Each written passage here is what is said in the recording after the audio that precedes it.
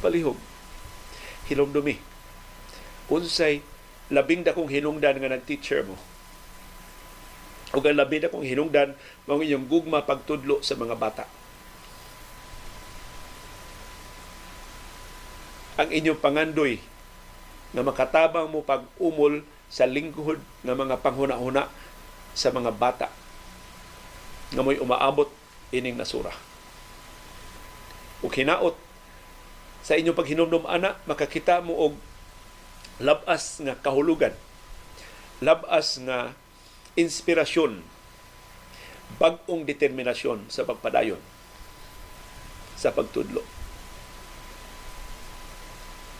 Mabuhi ang tanang mga ligdong, buutan, mamugnaon, mahigugmaon nga mga magtutudlo sa kalibutan.